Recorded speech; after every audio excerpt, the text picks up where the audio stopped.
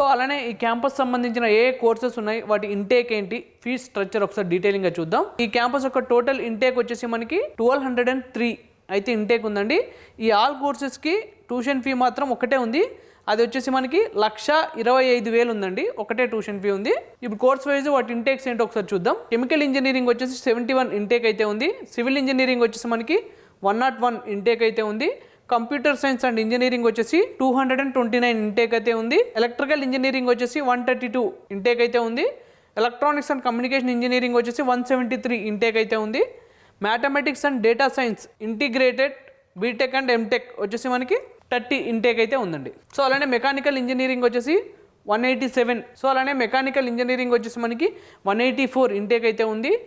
Material and మెటలాజికల్ engineering వచ్చేసి 71 intake అయితే ఉంది. Energy and electrical vehicle engineering వచ్చేసి 30 ఇంటేక్ అయితే ఉంది. బ్యాచిలర్ ఆఫ్ ఆర్కిటెక్చర్ వచ్చేసి మనకి 100 ఉంది. Bachelor of planning B plan వచ్చేసి మనకి 52 ఇంటేక్ అయితే ఉంది. ఇంజనీరింగ్ అండ్ కంప్యూటేషన్ మిషన్స్ బ్రాకెట్లో integrated BTech and MTech programmes ఉన్నాయి, దాని ఇంటేక్ వచ్చేసి మనకి 30 అయితే ఉందండి. ఈ క్యాంపస్ సంబంధించిన 2025 కట్ ఆఫ్ ర్యాంక్స్ ఎలా ఉన్నాయో ఒకసారి చూద్దాం.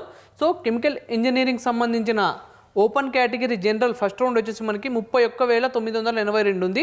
ఫీమేల్ ఫస్ట్ రౌండ్ వచ్చేసి మనకి 37,626 అయితే ఉంది.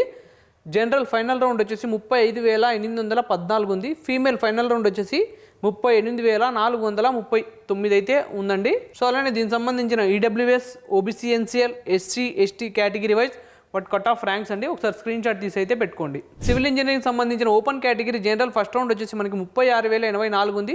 ఫీమేల్ ఫస్ట్ రౌండ్ వచ్చేసి మనకి 47,998 అయితే ఉంది. సో అలానే జనరల్ ఫైనల్ రౌండ్ వచ్చేసి మనకి 42,750. ఫీమేల్ ఫైనల్ రౌండ్ వచ్చేసి మనకి 57,059 అయితే ఉందండి. సో అలానే దీనికి సంబంధించిన EWS, OBC, NCL, SC, ST category wise వాటి కట్ ఆఫ్ ర్యాంక్స్ అండి, ఒకసారి స్క్రీన్ షాట్ తీసి అయితే పెట్టుకోండి.